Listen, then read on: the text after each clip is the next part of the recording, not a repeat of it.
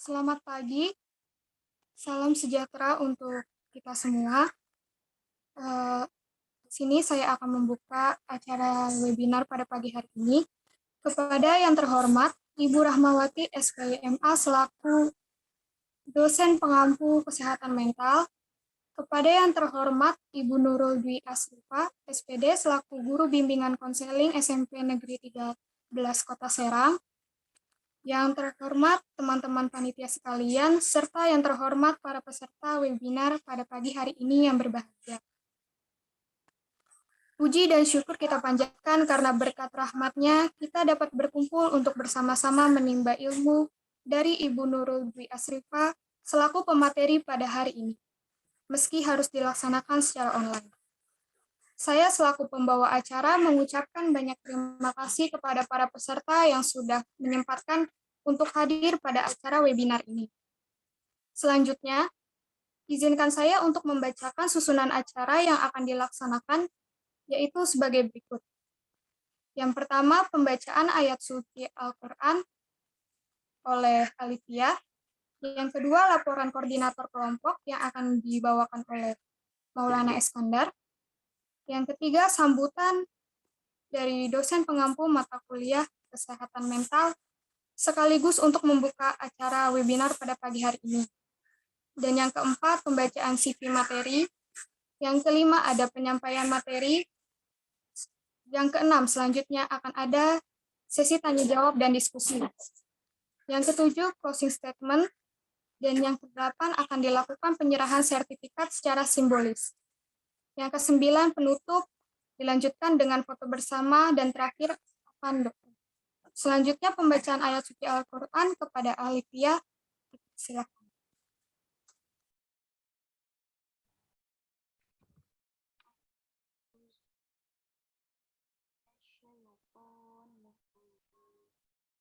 Bismillahirrahmanirrahim.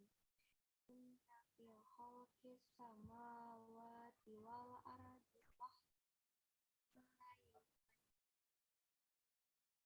waqtilaili wan nahari ayatin ulil albab alladzina yadhkurunallaha qiyaman wa qu'udan wa 'ala junubihim yatafakkaruna fi khalqis samawati wal ardh Rabbana ma khalaqta hadza batila subhanaka faqina azabannar. Shadaqallahul azim.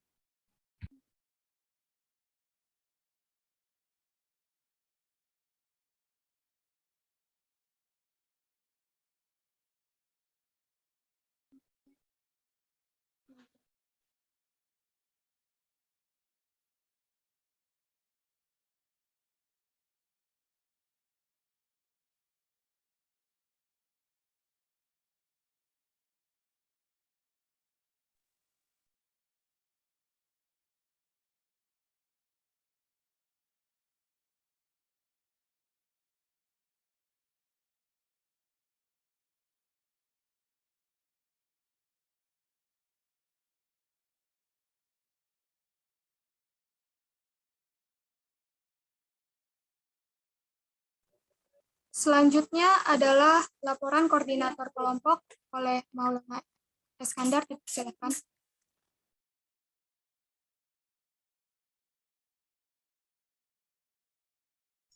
Oke. Assalamualaikum warahmatullahi wabarakatuh. Selamat pagi semuanya. Salam sejahtera untuk kita semua. Om Swastiastu, Namo Buddhaya, salam kebajikan. Terima kasih nih untuk pagi hari ini yang udah menyempatkan waktunya untuk mendengarkan pemaparan materi kita tentang mahasiswa tanpa burnout. Nah, di apa sih? Saat kita menjadi mahasiswa pasti kan banyak tugas tuh yang membuat kita stres dan akhirnya terjadilah burnout gitu. Dan apa itu burnout? Yang pastinya dengarkan saja webinar kali ini yang pasti akan seru dan menambah wawasan kita tentunya bagaimana cara mengatasi burnout itu. Dan mungkin itu saja sih dari saya. Dan dikarenakan Bu Rahmanya belum gabung ya, mungkin beliau juga sedang berhalangan. Untuk kali itu saya mewakili Bu Rahma untuk membuka acara webinar kali ini. Webinar kali ini Bismillahirrahmanirrahim saya nyatakan dibuka. Mungkin itu saja, kurang lebihnya mohon maaf. Wassalamualaikum warahmatullahi wabarakatuh.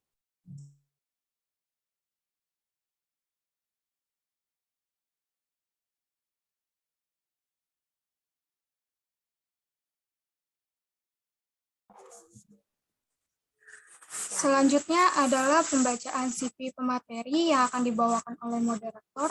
Selanjutnya akan saya serahkan kepada moderator Cecilia Sangrila Putri, silakan.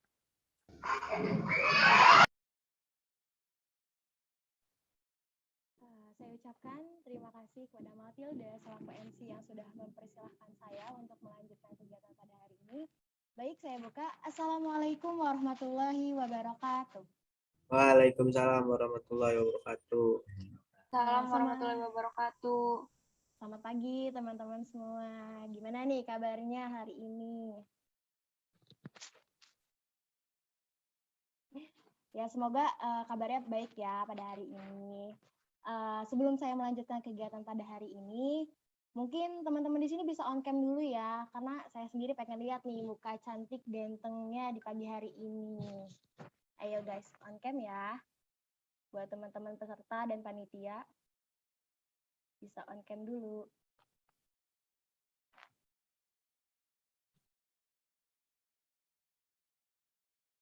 Oke, mungkin di sini saya memperkenalkan diri terlebih dahulu, karena ada pepatah bilang tak kenal maka tak sayang.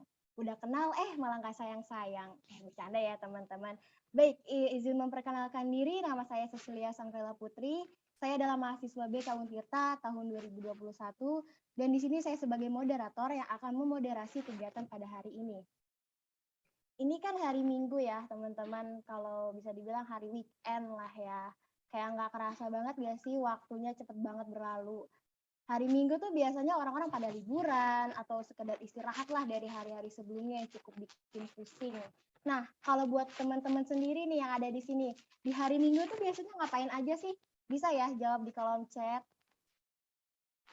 Ayo, biasanya ngapain nih teman-teman kalau di hari Minggu?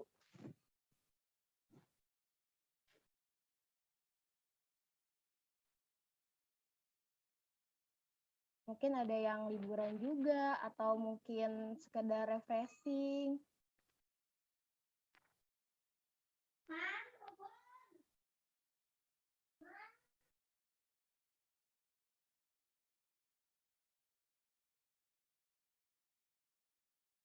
Ini kita santai aja ya, nggak usah terlalu kaku atau yang kayak gimana, karena di sini juga kita konsepnya diskusi ya teman-teman. Oke, tadi membahas tentang hari Minggu gitu. Kalau dari saya sendiri, mungkin di hari Sabtu dan Minggu tuh udah jarang banget tuh namanya liburan atau refreshing. Biasanya di weekend gini nih tugas masih ada aja gitu loh. Jadi mau nggak mau harus kita kerjain gitu kan. Terus teman-teman di sini juga nih, ada nggak sih yang kayak hari weekendnya dipakai buat tugas, terus kayak stres banget nih ngejar deadline yang bener-bener mepet, terus juga pengen ngerjain tugas tapi mager, malah ujung-ujungnya tuh malah scroll Instagram, scroll TikTok gitu. Siapa yang di sini ngaku? Oke, ngomong-ngomong soal stres nih, pasti ada kalanya teman-teman di sini ngerasain namanya stres karena tugas, capek karena ngelakuin banyak hal, terus juga belum lagi emosi yang kadang sulit untuk dikontrol. Pada akhirnya malah membuat teman-teman semua kehilangan motivasi untuk melakukan sesuatu termasuk belajar. Kira-kira teman-teman tahu nggak sih gejala-gejala tadi menunjukkan hal apa? Yap, betul. Gejala tersebut menunjukkan perilaku burnout. Burnout itu bisa dibilang apa ya? Kayak sering banget nih dialami sama orang-orang kayak kita, khususnya mahasiswa. Pas banget nih pada hari ini kita melaksanakan webinar tentang burnout atau lebih tepatnya mahasiswa tanpa burnout. Nanti kita bakal lebih tahu banyak mengenai apa itu burnout, gejala umum yang muncul itu seperti apa, dan bagaimana cara mengatasinya. Teman-teman bakal lebih tahu hal-hal tentang burnout lebih dalam melalui pemateri kita pada hari ini. Udah pada tahu belum siapa pemateri kita pada hari ini? Oke, baik. Mungkin Kita sapa dulu kali ya pemateri kita. Assalamualaikum Teh Nurul. Apa Teh Nurul sudah join di Zoom?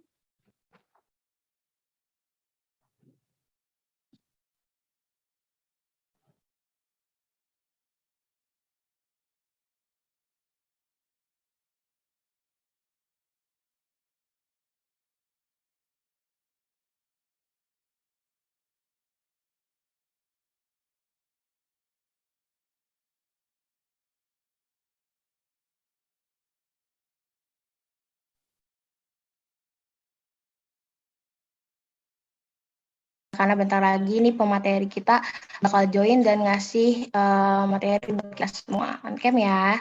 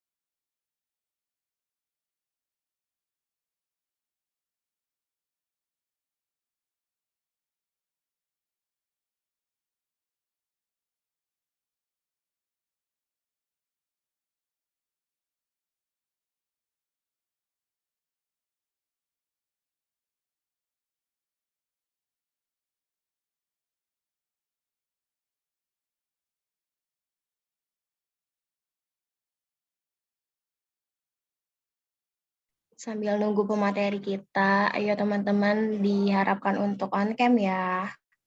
Karena pengen tahu nih muka-mukanya dari mana aja. Oh ya, jangan lupa buat teman-teman peserta, display name-nya diganti ya, jadi peserta _ nama. Makasih.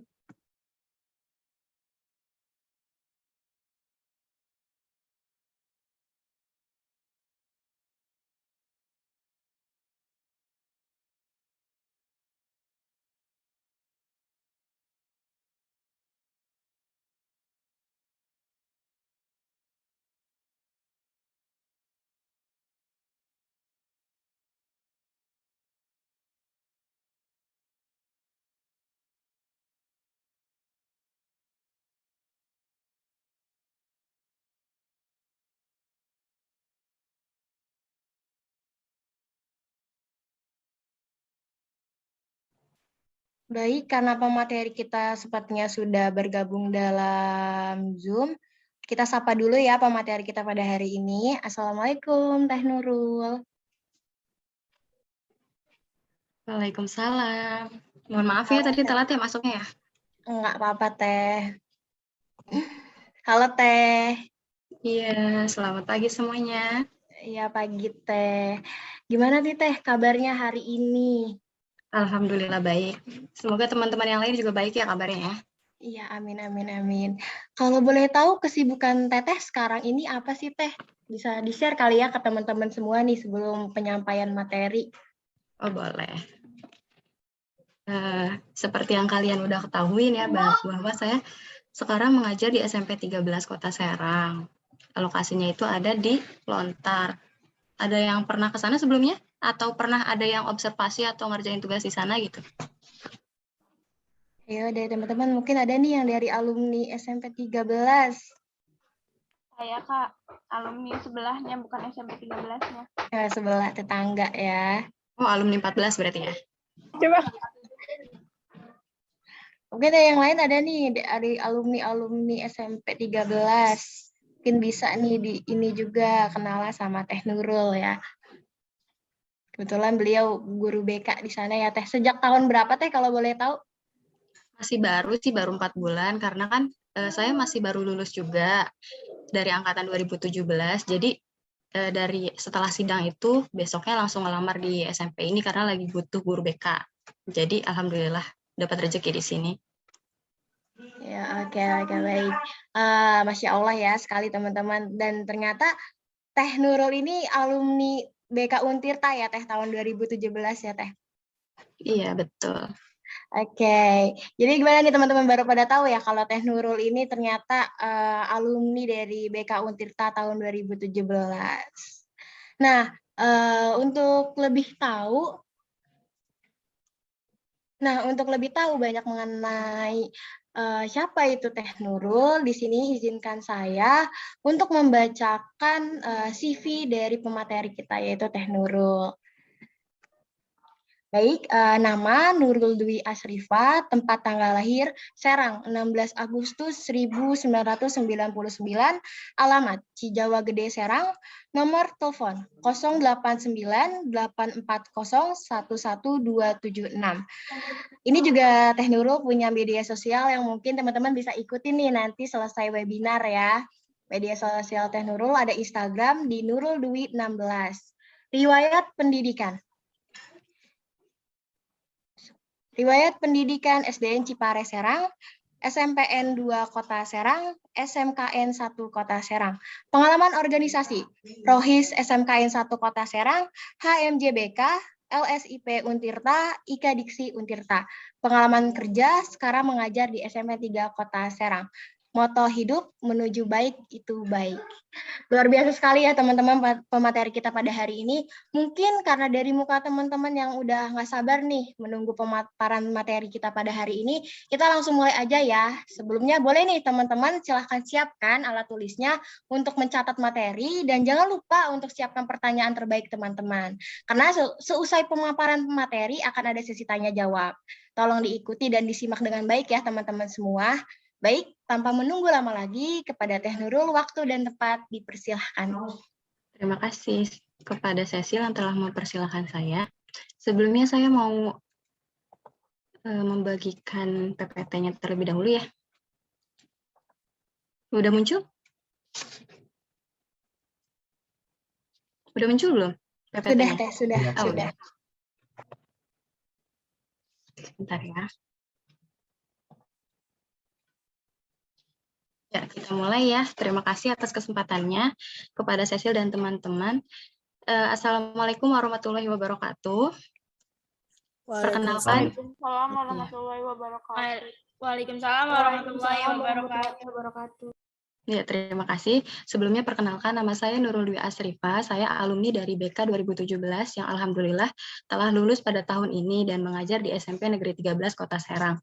Alhamdulillahirabbil alamin, wassalatu wassalamu ala asrofil anbiya'i wal mursalin wa ala alihi wa sahbihi ajmain, amma ba'd. Pertama-tama marilah kita panjatkan puji syukur kehadirat Allah Subhanahu wa Ta'ala, di mana kita alhamdulillah pada hari ini dipertemukan secara daring melalui Zoom meeting yang diselenggarakan oleh Cecil dan teman-teman.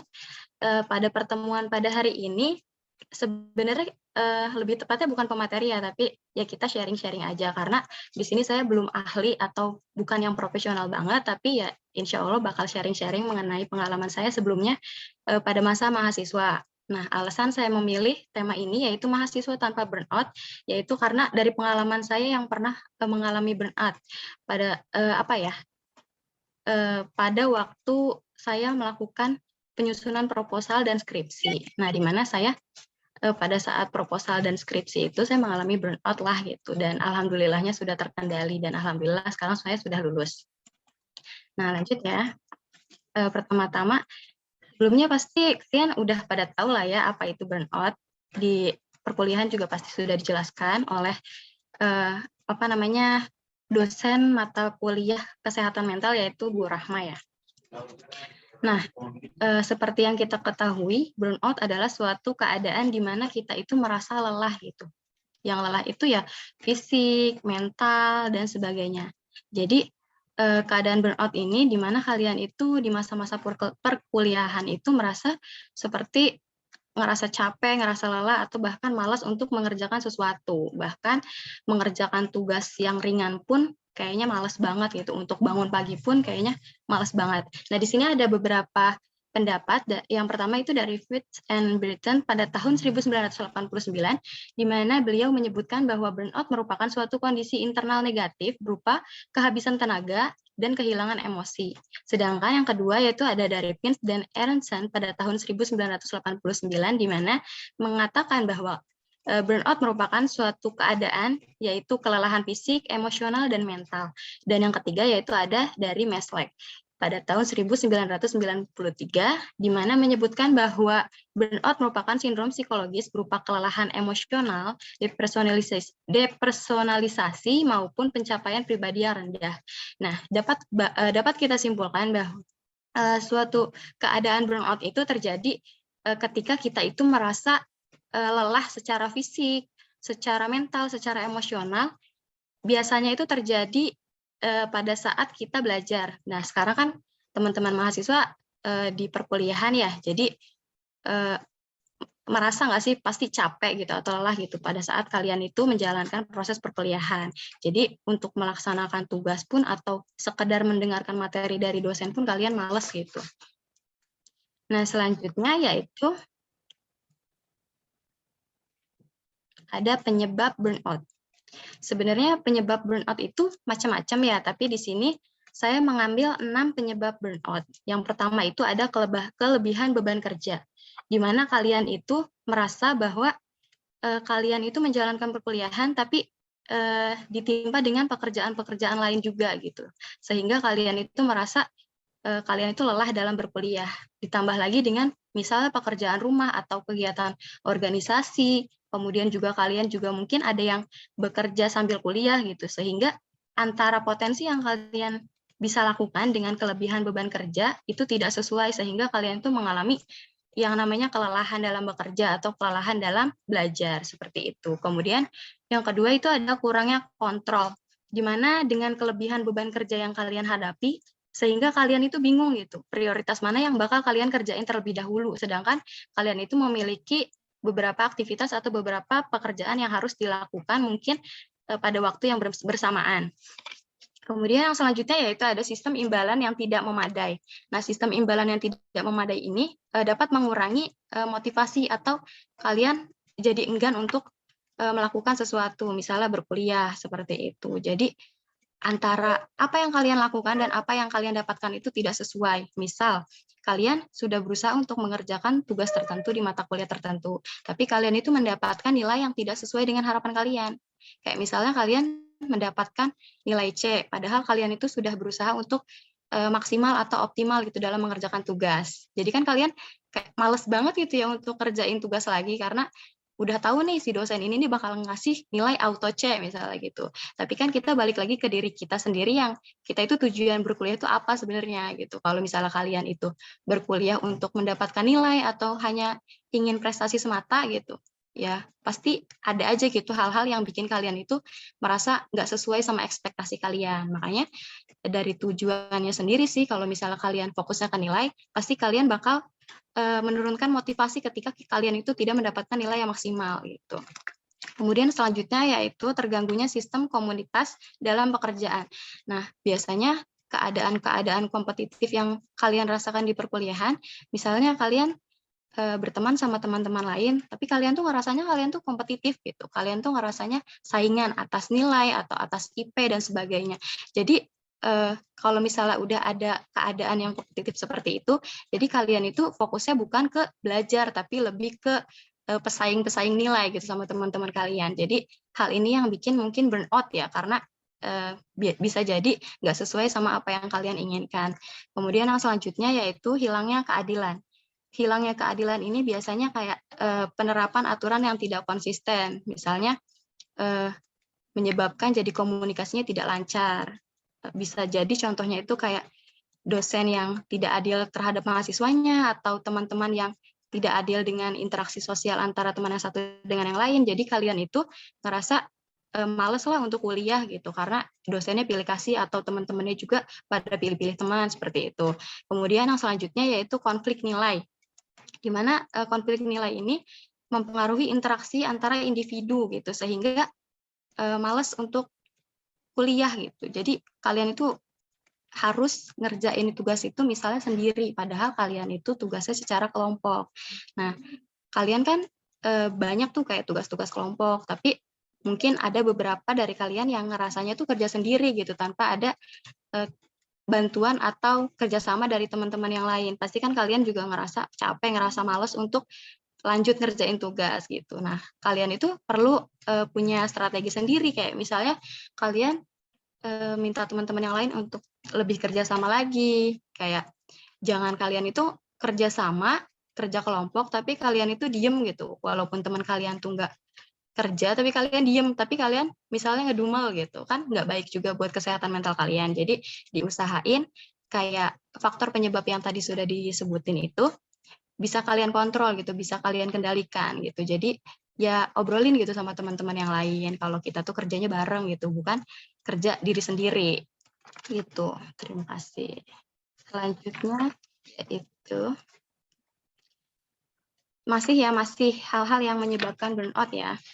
Nah, yang tadi saya sebutkan 6 tadi, di sini ada hasil penelitian yang dilakukan oleh Muna pada tahun 2020, di mana dilakukan penelitiannya itu di SMK 1 yang mayoritas siswanya itu menjawab bahwa apa yang menyebabkan burnout itu yang pertama kayak dari mata pelajaran yang tidak disukai, dari gurunya, cara gurunya membawakan materi yang tidak disukai oleh muridnya, misalnya terkesan kaku, jadi siswa itu jadi enggan gitu kan untuk mendengarkan materi. Kemudian juga dari faktor keluarga, misalnya kayak ada masalah keluarga, ada masalah teman juga gitu. Jadi sebenarnya penyebab burnout kan banyak ya.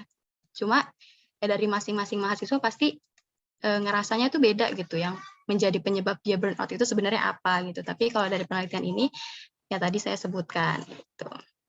Begitu juga dengan mahasiswa ya, pasti ada lah gitu tuh sesuatu yang mungkin membuat kalian itu menjadi burnout. Misalnya seperti entah itu jarak antara kampus ke rumah yang jauh, jadi bikin kalian itu males gitu, atau juga dari faktor dosen yang mungkin membuat kalian gak nyaman, atau dari masalah keluarga yang belum terselesaikan, dan kemudian kalian itu kuliah gitu, jadi enggan gitu, karena kepikiran untuk masalah-masalah di rumah gitu, dan sebagainya. Kemudian selanjutnya, yaitu cara mengatasi burnout. Nah, dari sumber yang saya dapatkan, ada beberapa cara untuk kalian mengatasi burnout. Yang pertama itu adalah stimulasi humor. Kalian udah pada tahu lah ya stimulasi humor itu apa. Jadi stimulasi humor itu kalian melakukan sesuatu yang kalian sukai gitu, sehingga kalian tuh merasa senang dengan apa yang kalian kerjakan. Jangan sampai kalian suntuk ngerjain tugas kuliah, suntuk ngerjain tugas praktikum, tapi kalian itu lupa untuk menyenangkan diri kalian sendiri gitu. Kadang-kadang kan kita fokusnya itu untuk kuliah, untuk kerjain tugas, untuk belajar segala macam, tapi kalian itu nggak fokus untuk gimana caranya kalian itu menyenangkan diri kalian sendiri, seperti itu. Jadi stimulasi humor itu penting karena dengan kita merasa senang gitu, jadi apapun yang kita lakukan juga akan insya Allah berhasil dengan baik. Gitu. Kemudian yang selanjutnya yaitu istirahat sejenak. Nah, istirahat sejenak ini sebenarnya penting ya. Jadi kita itu sebagai mahasiswa juga perlu punya prioritas, tapi kita juga harus menjaga kesehatan gitu. Jangan sampai kita lelah-lelah dalam mengerjakan tugas sampai kalian itu lupa istirahat gitu. Karena kan istirahat itu penting. Kalau misalnya kalian terus-terusan ngerjain tugas tanpa ada istirahat, itu kan akan berakibat buruk juga untuk kesehatan teman-teman. Kemudian juga apa yang kalian kerjain juga tidak maksimal karena kalian itu terlalu memaksakan badan kalian yang mungkin butuh istirahat, tapi kalian tetap memaksa untuk ngerjain tugas, seperti itu. Nah, kemudian yang selanjutnya itu ada dukungan sosial dan dukungan emosional. Nah, dukungan sosial dan dukungan emosional ini penting ya teman-teman, karena dukungan sosial itu dapat mempengaruhi tingkat kecemasan kita, tingkat burnout kita, di mana kita itu kan manusia sosial yang membutuhkan peran orang lain, terutama keluarga, teman-teman dekat, sehingga kalau misalnya kalian sedang merasakan capeknya belajar gitu ya, kalian perlu orang lain gitu, perlu rekan-rekan terdekat untuk sekedar curhat atau mengeluh, nggak apa-apa gitu, karena kalian juga kan manusia, jadi ada waktunya kalian itu lelah, ada waktunya kalian itu down gitu. Nah, kemudian yang selanjutnya itu ada kontrol diri. Nah, di mana kontrol diri ini kalian itu bisa mengontrol diri kalian ketika kalian itu menghadapi keadaan yang burnout. Kalau misalnya kalian mendapatkan tugas-tugas yang banyak gitu kan. Terus juga ditambah lagi kerjaan rumah yang numpuk atau aktivitas lain di luar perkuliahan seperti organisasi dan sebagainya.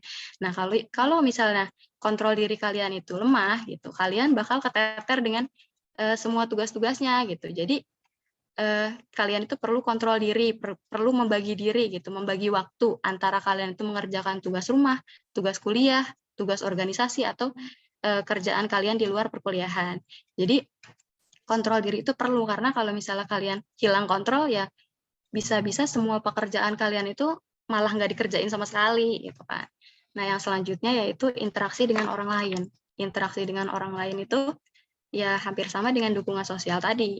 Jadi kita jangan sampai ketika kita merasa lelah dalam belajar, dalam berkuliah, nah kita itu malah nggak berinteraksi sama orang lain, malah kalian itu nutup diri dari orang lain gitu, dari lingkungan luar, sehingga kalian itu rasanya diri kalian tuh nggak punya teman, rasanya kalian itu sendiri gitu. Padahal kalian tuh sebenarnya butuh orang lain juga untuk nemenin hidup kalian, maksudnya untuk berkomunikasi dengan kalian. Jadi misalnya teman kalian juga merasakan hal yang sama, itu bakalan lebih membuat diri kalian itu punya nilai yang positif terhadap diri sendiri gitu. Menghargai apa yang telah kalian capai selama ini gitu. Kemudian yang selanjutnya, tidak menuntut kesempurnaan dalam proses belajar. Nah, kalau misalnya kalian misalnya ngerjain tugas atau mengerjakan sesuatu atau mengikuti lomba, kalian tuh nggak menuntut kesempurnaan dalam proses kalian gitu. Kalau misalnya kalian mampunya segini, ya udah kerjain segini. Tapi kalau misalnya kalian dirasa nggak mampu, ya kalian menyeimbangkanlah atau menurunkan bobot dari apa yang akan kalian lakukan gitu. Jangan misalnya kalian udah skripsian nih. Nah, terus dosen pembimbing itu menyarankan kalian untuk ganti judul ke A gitu. Padahal kalian itu sebenarnya nggak mampu untuk ngambil judul itu, tapi dosen kalian menyuruh itu. Nah, kalian kan perlu asertif juga. Kalian perlu berbicara dengan dosen pembimbing bahwa saya tuh mampunya tuh di sini, atau saya lebih tertariknya pada kasus yang ini dibandingkan dengan judul yang dosennya pilih, tapi dengan bahasa yang baik gitu. Jadi sebenarnya dosen pembimbing tuh nggak memaksa kita untuk melakukan apa yang dosen mau, tapi menyesuaikan juga dengan potensi yang kita miliki. Kemudian yang selanjutnya itu kerjakan tugas sesuai kapasitas. Nah, di sini kita sama sih kayak yang tadi yang sebelumnya dijelaskan, bahwa kita itu nggak boleh memaksakan apa yang tidak sesuai dengan kapasitas kita. Jadi lakukan walaupun sebentar, walaupun sedikit, tapi hal itu sesuai dengan kapasitas kita, sesuai dengan kemampuan kita, sehingga apa yang kita lakukan itu bermanfaat. Kita tuh nggak ngerasa tertekan sama apa yang kita lakukan, tapi kita nggak suka gitu, jangan sampai. Kemudian selanjutnya yaitu bahaya dari burnout.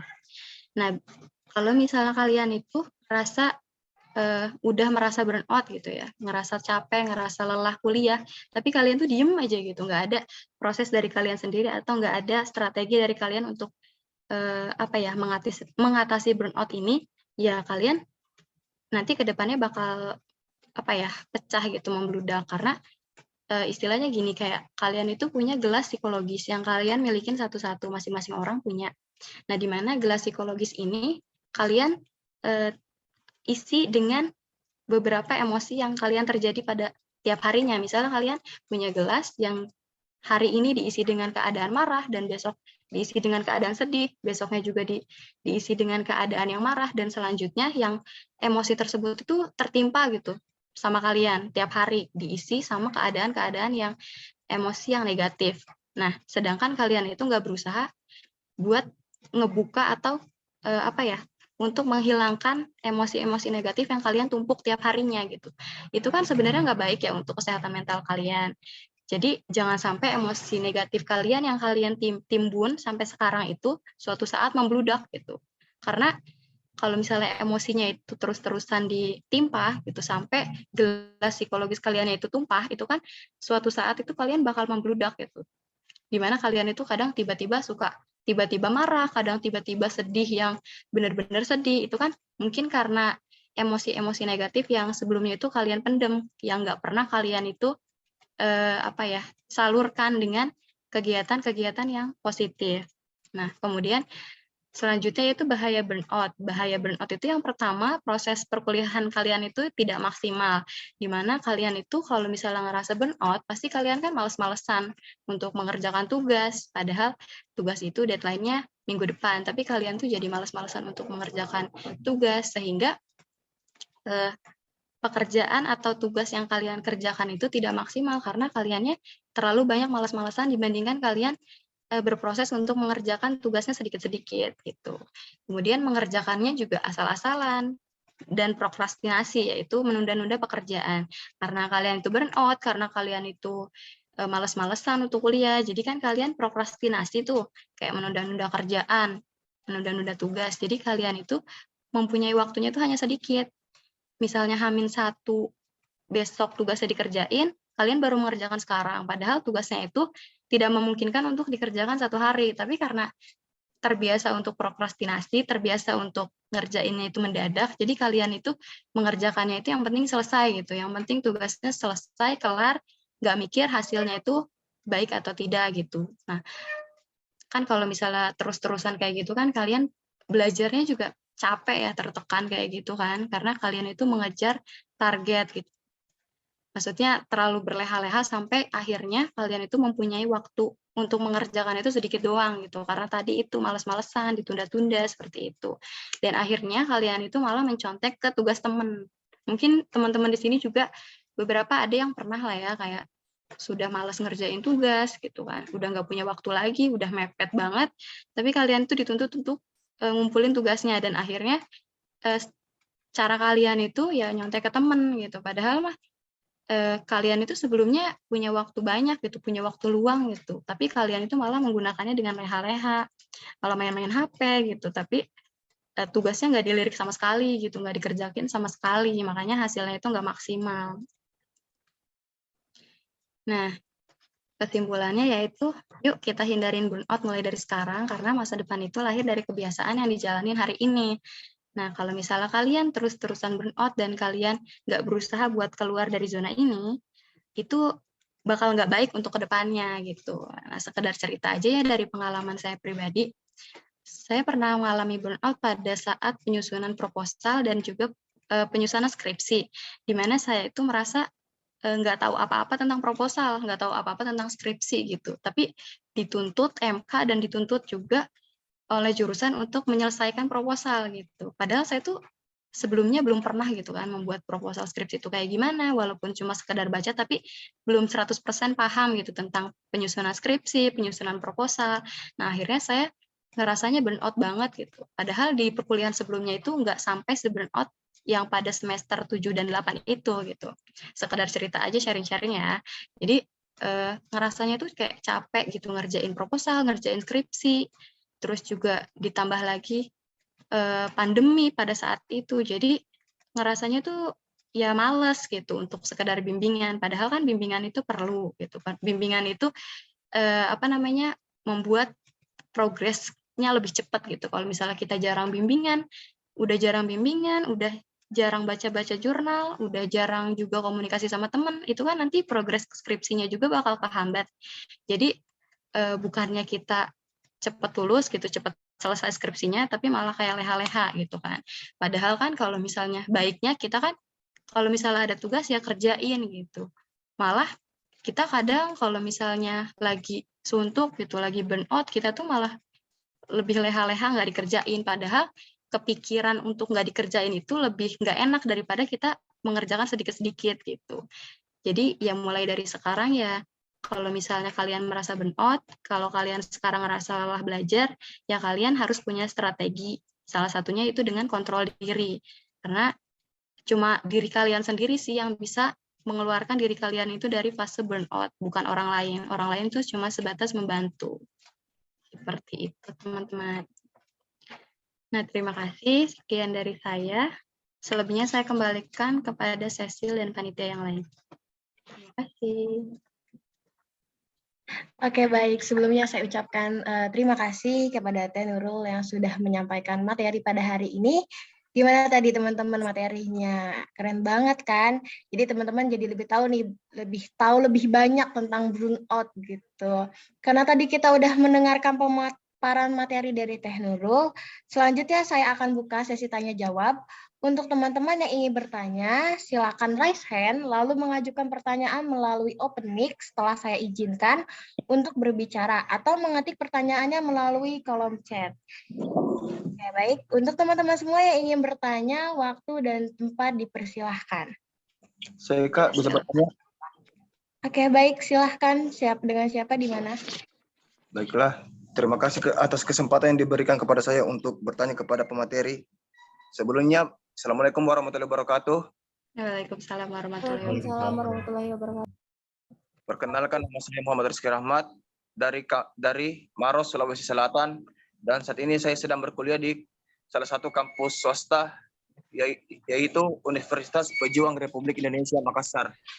Saya mau bertanya, Kak, cara dan tips apa yang harus kita lakukan untuk mengatasi burnout apalagi di semester 5, masa-masa pengajuan judul dalam pembuatan skripsi. Apalagi kan saat ini selain kegiatan kampus, saya juga ada kegiatan yang di luar, dan cara untuk mengatasinya agar bisa untuk bisa membagi waktunya itu. Bagaimana caranya, Kak? Terima kasih. Assalamualaikum warahmatullahi wabarakatuh. Waalaikumsalam warahmatullahi wabarakatuh. Ya, baik. Terima kasih kepada Muhammad Rizky yang sudah bertanya. Ini dikumpulin dulu pertanyaan atau langsung dijawab aja, Teh? Boleh deh, dikumpulin dulu aja kali ya. Oke, baik. Oke, buat teman-teman semua yang ingin bertanya, disilahkan. Ya, silakan selanjutnya. Terima kasih kepada Muhammad Rizky yang sudah bertanya ya. Kita tunggu pertanyaan selanjutnya.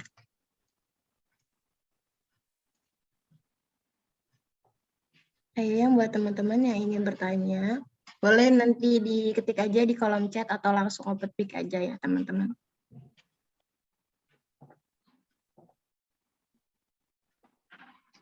Ya udah, sambil nunggu yang lain bertanya, izin menjawab langsung aja ya dari Muhammad Rizky ya. Nah, saya ulang dulu pertanyaan dari Rizky. Jadi Rizky itu tadi nanya gimana sih cara atau tips untuk menghadapi burnout di masa pengajuan judul. Sedangkan Rizky juga punya aktivitas di luar yang mungkin juga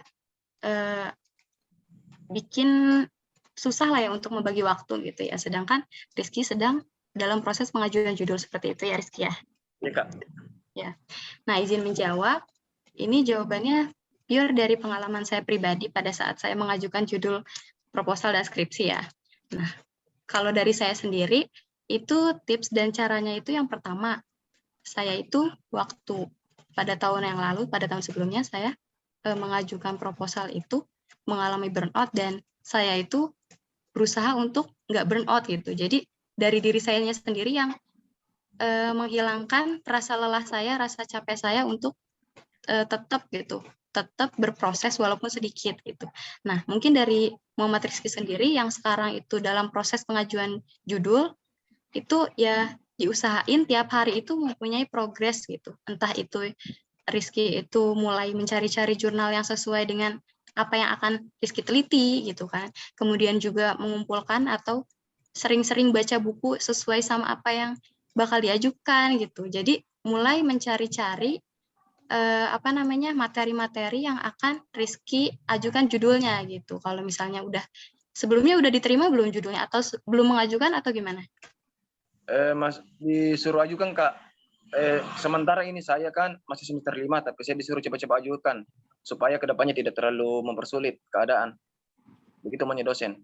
Karena jangan sampai kalau di semester 7 atau semester 8 saya mengajukan judul, takutnya mereka yang khawatirkan apalagi namanya itu, sulit.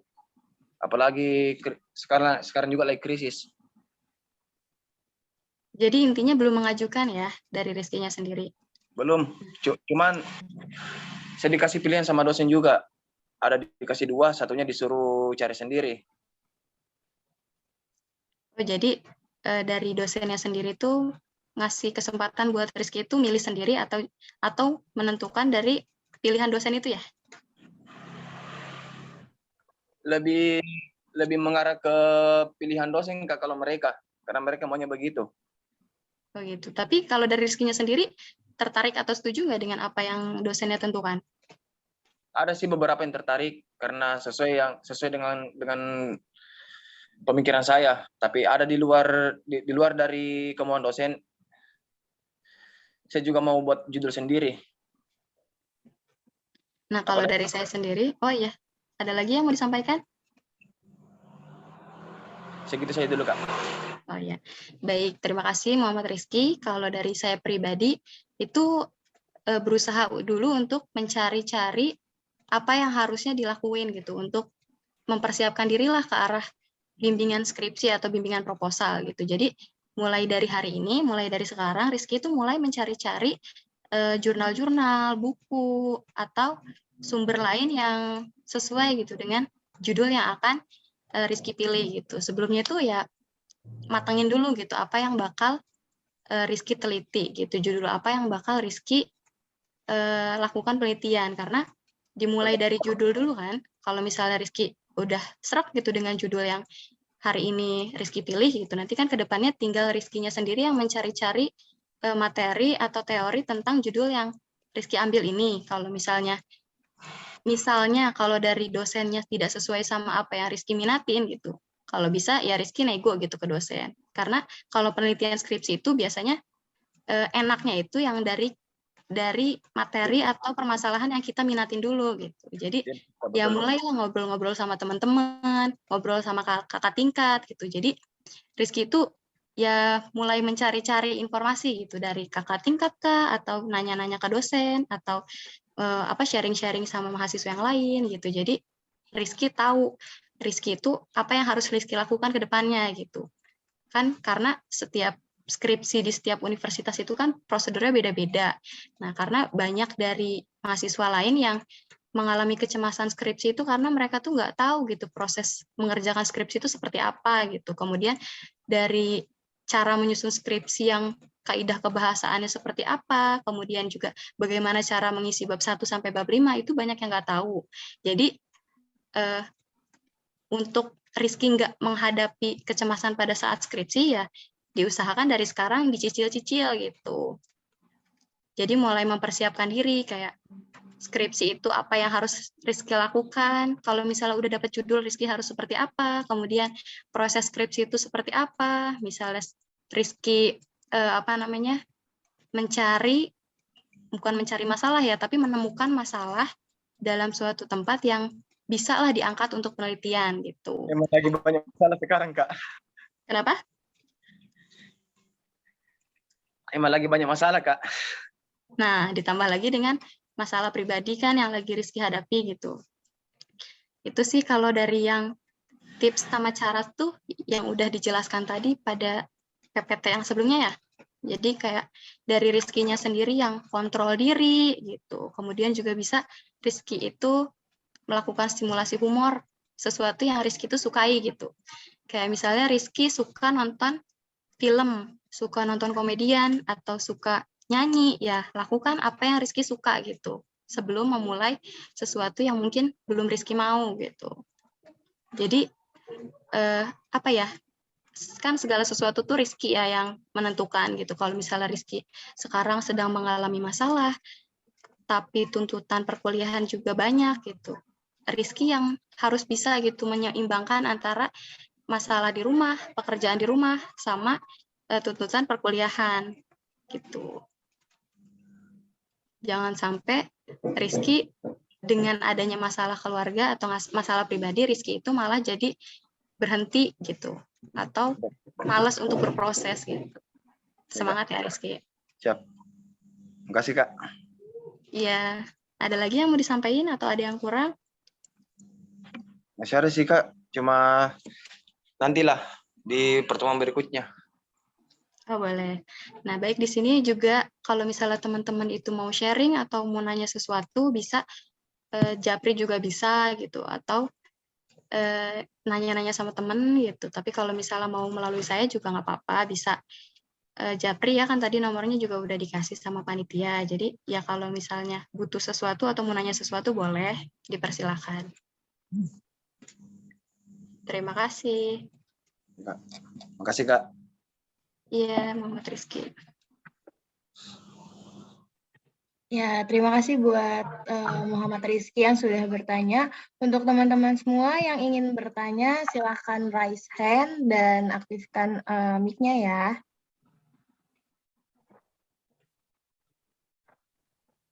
Atau kita di sini ada yang di kolom chat ada yang bertanya Teh.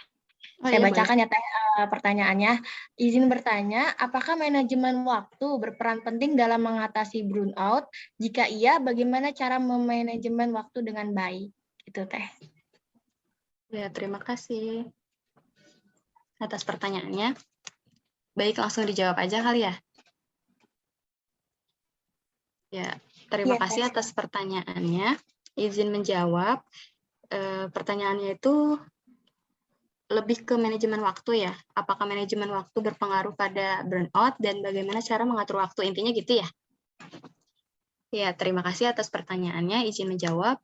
Kalau dari saya sendiri, itu manajemen waktu itu sangat berpengaruh ya pada burnout, karena manajemen waktu itu kan, apa ya, kalian itu mengatur pola waktu kalian untuk apa. Misalnya, di hari ini kalian memanajemen waktu pada jam 12 kalian mengerjakan tugas A gitu. Terus sore kalian mengerjakan tugas B. Malam kalian ngerjain tugas C gitu. Kalau misalnya kalian itu nggak memanage waktu dengan baik, maka semuanya itu akan keteter gitu. Jadi kalian tuh nggak punya skala prioritas. Misalnya kan tugas kalian pasti dikasih tugas kuliah sama dosen itu kan waktu deadline pengumpulan tugasnya beda-beda. Nah, kalian kan kalau misalnya punya skala prioritas itu kalian menentukan nih tugas mana dulu nih yang sebenarnya yang sebaiknya dikerjakan terlebih dahulu dan tugas mana yang sekiranya bisa besok-besok dikerjainnya gitu. Kalau misalnya kalian nggak punya strategi untuk memanajemen waktu, kalian bakalan lebih ke leha-leha gitu. Tapi kalau misalnya kalian itu setiap harinya tuh punya jadwal untuk kalian tuh mengerjakan apa, itu insya Allah bakal tertata gitu tugas-tugas yang bakal kalian kerjain itu. Kalau misalnya kalian konsisten akan selesai pada waktunya gitu. Tapi kalau misalnya kalian itu nggak punya manajemen waktu, kalian tuh ya udahlah gimana besok gitu. Tapi kalian tuh nggak berusaha buat progres untuk mengerjakan tugas-tugas tertentu gitu. Kan kaliannya bakalan jadi bingung nanti di satu saat, di suatu hari nanti kalian bakal keteter sama tugas-tugas yang numpuk gitu, yang harus dikerjakan pada saat yang bersamaan gitu. Kalau misalnya nggak di-manage dengan baik. Tapi kalau di-manage kan kalian bisa tuh menyesuaikan gitu. Kiranya kalian hari ini mengerjakan apa, besok mengerjakan apa gitu. Kayak gitu sih. Terima kasih atas pertanyaannya. Ya, baik. Terima kasih kepada Husnul Khotimah yang tadi sudah bertanya dan terima kasih juga kepada Teh Nurul yang sudah berkenan menjawab pertanyaan tadi. Selanjutnya untuk teman-teman semua yang ingin bertanya masih ditunggu ya pertanyaannya. Pak, izin bertanya boleh tidak? Boleh. Oke, silahkan. Dengan siapa di mana? Ya, mohon maaf pertama-tama, maaf kalau off cam ya. Iya, Oke, ya perkenalkan diri. Assalamualaikum warahmatullahi wabarakatuh. Nama saya Ardianta Pasali. Saya dari Untirta juga. Kak, izin bertanya, bagaimana cara mengelola rasa stres agar tidak menimbulkan kerugian untuk diri sendiri? Terima kasih. Baik, ya terima kasih kepada Saudara Ardianta Pasali yang sudah bertanya. Mungkin Teh Nurul bisa berkenan untuk dijawab, Teh. Ya. Terima kasih Ardian atas pertanyaannya. Yaitu pertanyaannya, gimana sih caranya mengelola stres biar tidak terjadi hal-hal yang negatif lah ya, tidak merugikan diri sendiri dan orang lain. Nah, izin menjawab, kalau dari saya pribadi, cara mengelola stres itu pertama dari diri sendiri dulu ya. Kalau dari diri sendiri itu kalian punya kontrol yang baik, terus kalian juga punya pikiran yang positif, kalian juga punya strategi untuk mengelola stres itu sendiri. Kalian insya Allah nggak akan terlalu dalam gitu mengalami stres. Kayak misalnya, kan stres itu penyebabnya kan beda-beda ya. Maksudnya masing-masing orang itu pasti stresornya beda-beda. Nah, kalau dari misal Ardian itu mengalami stres karena terlalu banyak beban pekerjaan perkuliahan, itu gimana caranya biar nggak stres ya? dari diri Ardiannya sendiri gitu. Misalnya kalau misalnya Ardian stres kuliah nih, capek gitu. Nah, bisa diisi waktunya dengan misalnya berolahraga atau ngobrol-ngobrol sama teman juga itu penting ya, karena kita butuh orang lain juga ya buat hidup kita. Jadi kalau misalnya dirasa Ardian itu merasa mulai stres, mulai jenuh, bisa ngobrol-ngobrol sama teman-teman yang lain. Bisa juga dengan ngobrol sama konselor atau psikolog yang kiranya bisa membantu Ardian untuk menyelesaikan masalah dan menimbulkan stres. Jadi dari diri Ardiannya sendiri, ditambah juga dengan dukungan dari orang lain. Karena dari dukungan orang lain itu mempengaruhi tingkat kecemasan dan stres kita. Kalau misalnya kita udah merasa stres, udah merasa jenuh, tapi kita sendiri, ngurung diri di kamar sendiri, itu kan bukan jadi solusi yang baik ya, tapi malah jadi nambah-nambah stres gitu, nambah-nambah overthinking dan sebagainya, yang bikin Ardian itu merugikan diri sendiri dan orang lain gitu. Kalau misalnya Ardian stres tapi ngurung diri, mengisolasi diri gitu kan, terus tidak berinteraksi sama orang lain, itu kan malah makin mencemaskan orang lain juga, mencemaskan orang tua, mencemaskan teman-teman gitu, dan membuat Ardian itu malah hanyut gitu sama keadaan yang Ardian rasain sekarang gitu. Jadi ya diisilah waktunya untuk Ardian itu menyenangkan diri Ardian, kayak olahraga, terus melakukan hobi, terus ngobrol-ngobrol sama teman-teman, itu bisa sih menjadi cara agar tidak stres berkepanjangan gitu, yang berakhir menjadi burnout, seperti itu. Ya, baik. Ya, baik. Jadi bagaimana dari Saudara Ardianta Pasali, apa sudah paham atau ada yang ingin ditanyakan kembali? Ya, sudah cukup. Terima kasih, Kak. Iya, Ya, sama-sama. Baik, ini teh ada 2 pertanyaan lagi, mungkin dari teman-teman semua. Ada satu dari Ninengah Mary dan satu lagi dari kolom chat ada Cynthia Rahmawati. Mungkin dari Cynthia dulu ya. Saya izin membacakan ya teh pertanyaannya. Izin bertanya, apa yang harus dilakukan ketika burnout karena salah masuk jurusan? Karena ingin bicara dengan orang tua tidak berani, dan akhirnya saya menjalankan kuliah penuh dengan tekanan, tidak enjoy, dan terkadang materi yang disampaikan dosen tidak saya pahami. Jadi saya harus bagaimana, Kak? Terima kasih. Iya, terima kasih kembali.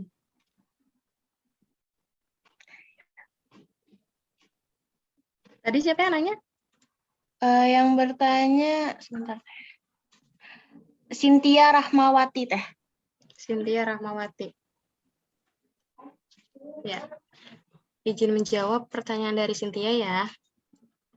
Tadi Cynthia nanya, gimana sih cara menghadapi burnout ketika kita salah masuk jurusan, sehingga apa yang Cynthia lakukan di perkuliahan itu rasanya nggak nyaman lah ya, intinya seperti itu.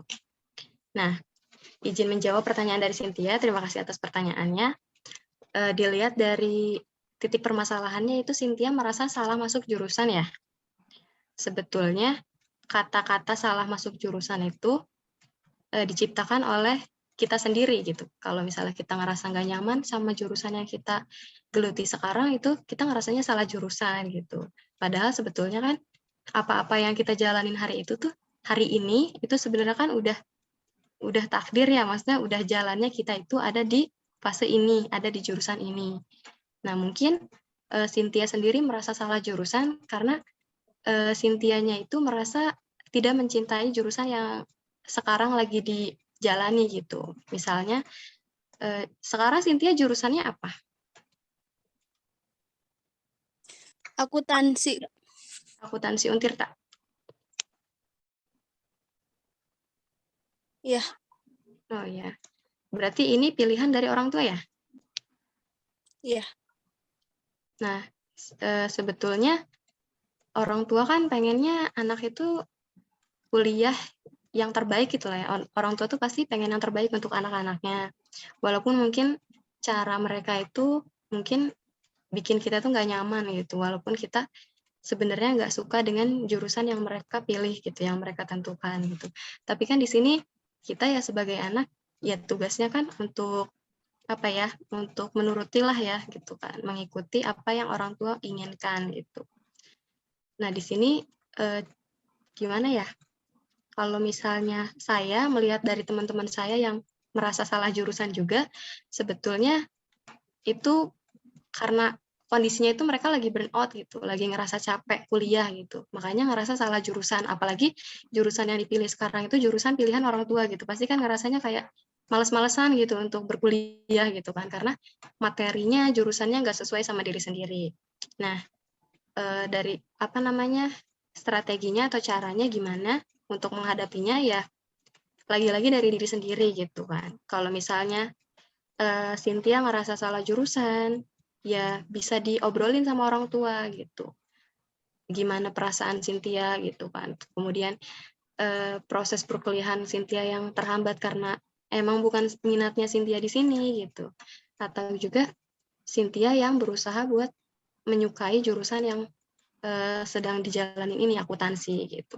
Sebenarnya pilihannya tuh ada di tangan Cynthia ya, kalau misalnya Cynthia ngerasanya salah jurusan, mumpung misalnya masih semester yang awal gitu, Cynthia bisa lah ngobrol sama orang tua gitu kan.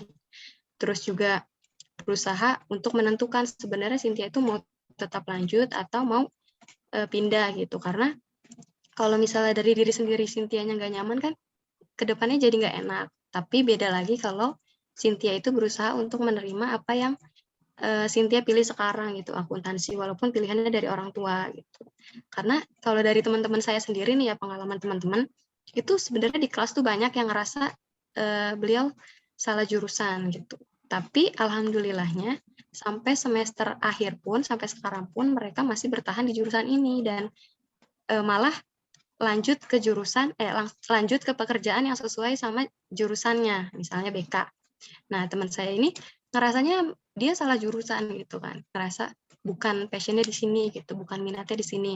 Tapi dengan cara dia yang berusaha buat menyukai apa-apa yang ada di jurusan ini, kayak misalnya dari materinya, dari pekerjaan yang akan mereka ambil nanti setelah lulus, kemudian juga dari teman-temannya gitu yang mendukung dia gitu untuk tetap bertahan di jurusan ini gitu. Alhamdulillahnya sampai sekarang teman saya ini tetap lanjut di jurusan BK gitu, dan malah mulai bekerja menjadi guru BK di SMA gitu. Jadi sebetulnya kalau misalnya salah jurusan itu bisa diatasin sih, kalau misalnya kalian mau tetap bertahan, ya diusahain untuk berusaha buat suka gitu sama jurusan ini, berusaha suka sama materi yang disampaikan dosen gitu.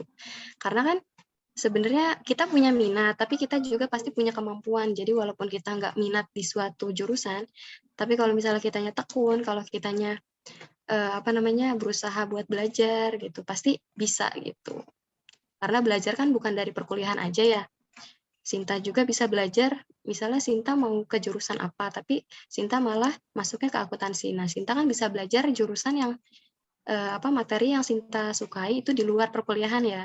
Kayak misalnya ikut organisasi yang menunjang minat Cynthia gitu. Terus juga nyari-nyari info, baca-baca jurnal gitu kan, bisa belajar dari luar selain perkuliahan. Tapi kalau untuk saat ini Sinta berkuliah tapi mengikuti keinginan orang tua, ya nikmatin aja gitu. Kalau misalnya Sinta memilih untuk tetap lanjut di jurusan ini gitu. Nah, nanti di S2 atau jenjang selanjutnya kan Cynthia bisa menentukan tuh pilihan yang sesuai sama minatnya gitu. Kalau untuk sekarang, ya kalau dari saya sendiri, silakan jalanin aja dengan suka hati gitu. Terima kasih Cynthia. Terima kasih, Kak. Semangat ya. Iya, baik. Terima kasih untuk Cynthia ya. Oke, selanjutnya kita masuk ke pertanyaan terakhir mungkin ya dari Ninengah. Untuk Ninengah boleh silahkan untuk ditanyakan pertanyaannya. Baik Kak, terima kasih atas waktunya. Perkenalkan, nama saya Ninengah Nyari Handayani. Nah, izin bertanya, dalam burnout itu kan ada dukungan sosial. Nah, dukungan sosial itu kan faktor keluarga. Nah, bagaimana cara mengatasi jika keluargalah yang menimbulkan burnout tersebut? Karena seperti yang saya ketahui, misalnya kita kan lagi kuliah, Kak. Nah, kuliah itu kan tidak harus tatap muka melalui Zoom atau Google Meet. Tapi bisa jadi juga melalui WhatsApp, diskusi, atau e-learning. Nah, orang tua kita mengira bahwa kita itu tidak ada pekerjaan sehingga kita diberi pekerjaan rumah. Padahal kita juga kan sedang berpikir otak kita untuk kuliah gitu Kak. Soalnya itu seringkali terjadi sama saya Kak. Jadi bagaimana cara mengatasi? Terima kasih. Ya, terima kasih juga. Ya baik, izin menjawab ya. Dari Ninengah, tadi pertanyaannya gimana sih cara menghadapinya ketika orang tua kita itu istilahnya kayak menekan kita gitu untuk melakukan sesuatu. Padahal kita itu di perkuliahan itu banyak tugas gitu ya intinya ya. Nah, terima kasih atas pertanyaannya, izin menjawab. Nah, kalau misalnya dari orang tua sendiri, yang membuat kita itu burnout, yang membuat kita itu lelah berkuliah gitu, karena mungkin nggak ngerti ya sama keadaan kita yang sekarang, mungkin nggak paham gitu, capeknya berkuliah itu seperti apa gitu. Mungkin dari Ninengahnya sendiri yang memberi apa ya, yang memberi perhatian kepada orang tua gitu, bukan memberi perhatian sih, lebih ke apa ya, sharing lah gitu ke orang tua gitu kan. Kayak misalnya Ninengah itu apa namanya, ceritain lah gitu gimana Ninengah itu berkuliah gitu, bagaimana tugas kuliah yang padat gitu, bagaimana pusingnya mengerjakan tugas yang numpuk gitu. Ninengah berusaha buat berkomunikasi sama orang tua, jadi orang tua itu paham gitu apa yang sedang kita jalanin gitu, apa yang sedang kita hadapi gitu. Kalau misalnya dari Ninengahnya sendiri yang mungkin tertutup ya sama orang tua, kan orang tua juga nggak paham nih sebenarnya Ninengah itu sekarang lagi kenapa gitu kan. Sekarang Ninengah tuh lagi banyak tugas atau enggak kan orang tua nggak tahu. Makanya orang tua itu ngerasanya Ninengah itu kuliahnya santai gitu. Padahal mah ya kuliah itu kan yang kita tahu ya, kuliah itu banyak tugas, banyak praktikum, terus pusing juga gitu kan. Pokoknya nano-nano gitu ya. Nah, orang tua tuh mungkin nggak tahu gitu. Jadi orang tua Ninengah di rumah taunya Ninengah itu kuliah online, ya udah kuliah doang gitu kan. Nggak ngapa-ngapain lagi gitu. Karena mungkin Ninengah juga ngerjain tugasnya tanpa mereka tahu Ninengah tuh ngerjain banyak tugas gitu. Jadi yang dilihat dari orang tua itu saat kitanya tuh lagi santai aja gitu. Makanya di sini perlu komunikasi dengan orang tua, perlu komunikasi dengan orang lain gitu. Jadi biar orang-orang lain itu tahu lah gitu apa yang sedang kita alamin, apa yang sedang kita hadapi gitu. Tapi kalau misalnya udah terbuka nih sama orang tua, kan orang tua tahu, iya ya anak saya ya lagi capek kuliah gitu, lagi banyak tugas, masa saya ngebebanin lagi gitu dengan tugas-tugas rumah seperti itu. Tapi kalau dari mata Ninengahnya sendiri, ya sebagai anak ya diusahain gitu. Jadi fokus ke kuliah iya, tapi fokus ke rumah juga iya. Jadi menyeimbangkan antara tugas rumah sama tugas kuliah. Kan nggak enak juga ya kalau kita tiap hari ngerjain tugas kuliah terus gitu, tapi rumahnya nggak dilihat gitu. Pekerjaan rumahnya dan Ninengah abaikan gitu. Jadi ya harus seimbang lah gitu antara tugas rumah sama tugas kuliah. Jadi orang tua nggak terus neken gitu. Gitu. Terima kasih. Terima kasih Kak. Baik, ya terima kasih saya ucapkan kepada teman-teman semua yang tadi sudah bertanya dan saya juga ucapkan terima kasih kepada Teh Nurul yang sudah berkenan menjawab pertanyaan dari kegiatan sesi tanya jawab tadi. Dan mohon maaf juga buat teman-teman semua yang mungkin hari ini tidak mendapatkan kesempatan untuk bertanya, mungkin nanti di lain kesempatan teman-teman bisa untuk bertanya. Baik, ya jadi keren banget ya tadi pertanyaannya teman-teman. Antusiasmenya luar biasa banget nih dari teman-teman semua tentang burnout ya. Oke, baik. Selanjutnya, ya berakhirlah kegiatan sesi tanya jawab pada hari ini. Dan selanjutnya izinkan saya membacakan kesimpulan dari penyampaian materi pada hari ini. Kesimpulannya yaitu definisi burnout menurut beberapa ahli, yaitu ada menurut Fitz and Britton 1989, menurut Pines and Aronson 189, dan menurut Maslach 1993. Burnout itu sendiri menurut Fitz dan Britton yaitu kondisi internal negatif berupa kehabisan tenaga dan kehilangan emosi. Burnout dapat didefinisikan sebagai reaksi emosional fisik dan mental yang negatif terhadap studi yang berkepanjangan, mengakibatkan kelelahan, frustasi, kurangnya motivasi, bahkan penurunan kemampuan diri. Faktor yang dapat menyebabkan burnout diantaranya beban belajar yang menyebabkan kejenuhan, tidak menyukai mata pelajaran yang menuntut mereka untuk banyak menulis, dan karena guru mata pelajaran yang tidak disukai atau dalam artian guru yang terlalu kaku dalam menyampaikan pelajaran sehingga menimbulkan rasa jenuh dan bosan. Ada juga dari faktor keluarga dan konflik rumah. Cara mengatasi burnout itu sendiri yaitu dengan cara stimulasi humor, dukungan sosial, dan dukungan emosional, interaksi dengan orang lain, istirahat sejenak, kontrol diri, tidak menuntut kesempurnaan proses belajar, dan kerjakan tugas sesuai kapasitas. Bahaya dari burnout itu sendiri ialah proses perkuliahan tidak maksimal, prokrastinasi, mengerjakan tugas asal-asalan, dan mencontek tugas teman. Untuk quotes dari saya, dengan percaya diri, kamu telah menang sebelum memulai. Baik, kegiatan selanjutnya yaitu penyerahan sertifikat secara simbolis kepada pemateri kita pada hari ini, yaitu Teh Nurul Dwi Asrifa. Untuk operator boleh ditampilkan sertifikatnya, dan untuk PDD bisa didokumentasikan penyerahan sertifikatnya.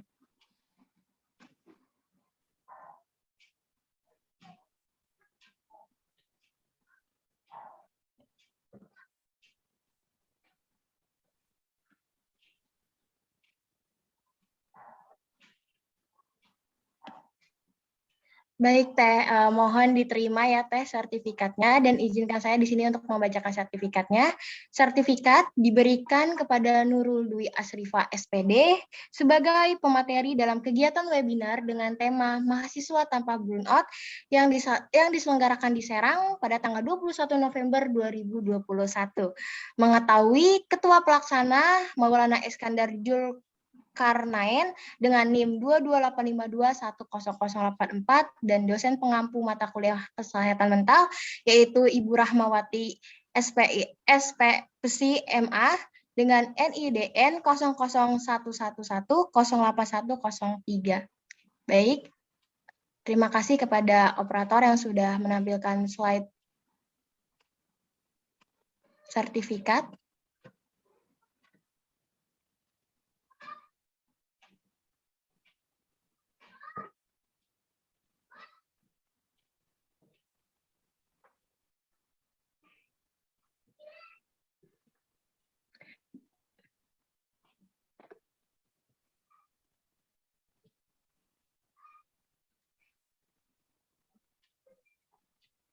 Sekali lagi saya ucapkan terima kasih kepada Teh Nurul yang sudah berbagi ilmunya kepada kita semua, dan terima kasih kepada teman-teman semua yang sudah berpartisipasi secara aktif di kegiatan ini. Semoga yang disampaikan pada hari ini bisa memberikan manfaat untuk kita semua. Amin ya robbal alamin. Ya, nggak kerasa ya teman-teman kegiatan demi kegiatan sudah kita lewati tadi. Dan berakhirlah kegiatan penyampaian materi pada hari ini. Saya selaku moderator memohon maaf apabila ada tutur kata atau perbuatan yang kurang berkenan dalam kegiatan webinar hari ini. Izinkan saya untuk mengundurkan diri. Kalau ada sumur di ladang, boleh kita menumpang mandi. Kalau ada umur panjang, boleh kita berjumpa lagi. Wabillahi taufiq wal hidayah. Wassalamualaikum warahmatullahi wabarakatuh. Selanjutnya saya serahkan kepada Matilda selaku MC.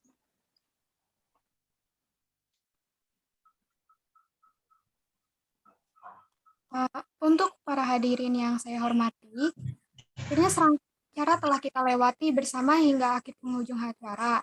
Atas nama panitia penyelenggara, saya mengucapkan banyak terima kasih pada Kak Nurul Dwi Asrifa selaku pemateri pada hari ini yang telah mentransfer ilmu kepada kita semua.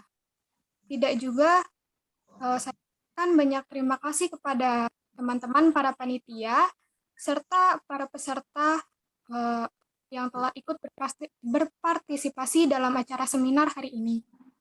Karena tanpa dukungannya, maka tidak akan berjalan dengan baik.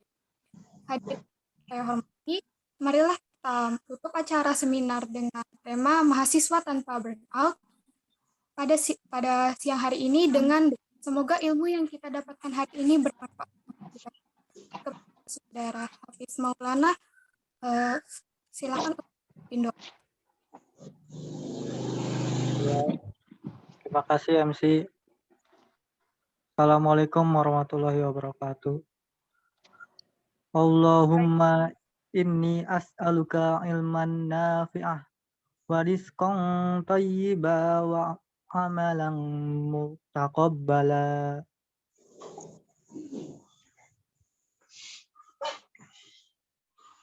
Assalamualaikum warahmatullahi wabarakatuh.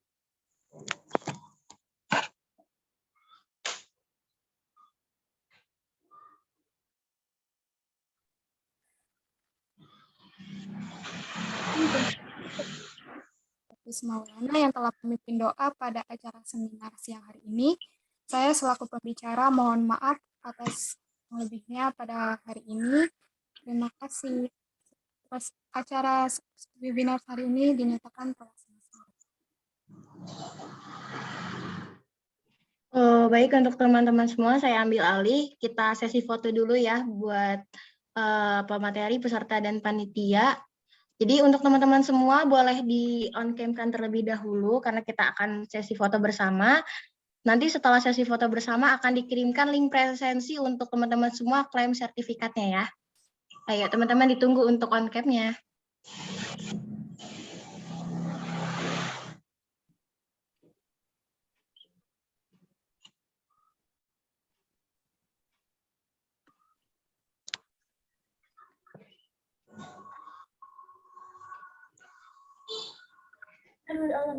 Ya semuanya.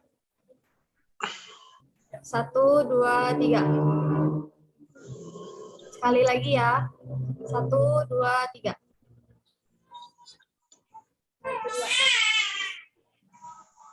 Boleh ganti gaya teman-teman. Satu kali lagi aja Pak Dede. Ganti gaya ya teman-teman. Ya, ganti gaya ya. 1, 2, 3. Oke, baik. Saya ucapkan terima kasih kepada PDD hari ini, dan saya juga ucapkan terima kasih kepada teman-teman semua yang sudah berkenan hadir pada kegiatan hari ini. Saya mewakili panitia memohon maaf apabila kegiatan pada hari ini masih banyak kekurangan. Untuk link presensi akan segera dikirimkan di chat Zoom sebentar teman-teman.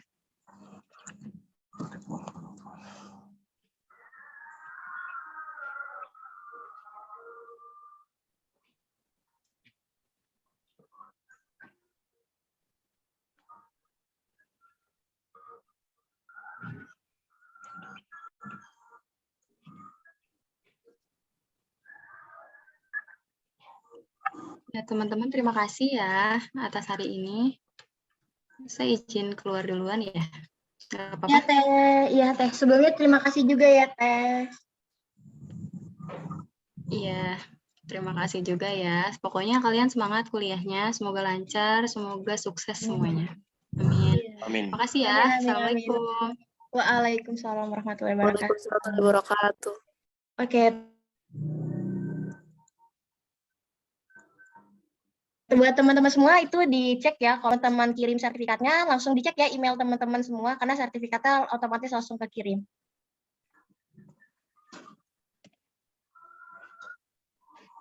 Ya, sebelumnya terima kasih teman-teman semua. Semangat weekend.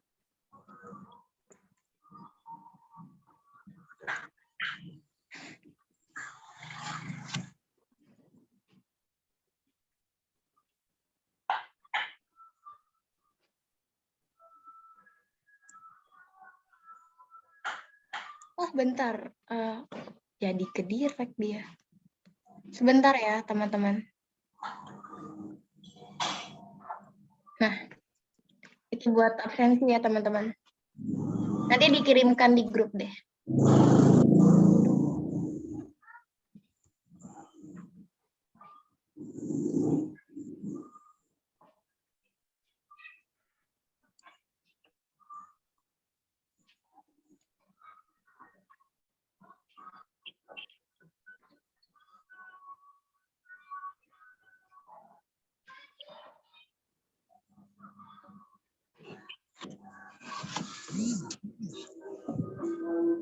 Oh iya, orang tahu anak. Ini baru langsung.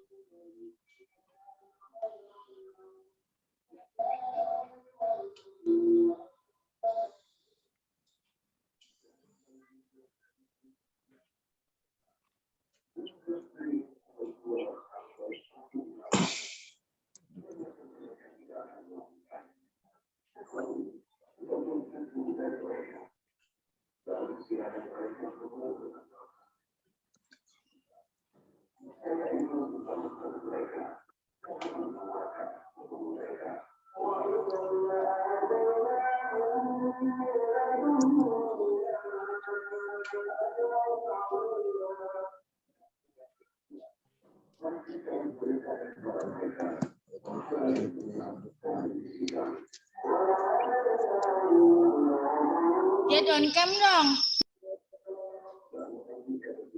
Oke, terima kasih ya teman-teman yang sudah bergabung dan melakukan materi hari ini. Saya izin live ya. Bye-bye. Terima kasih banyak.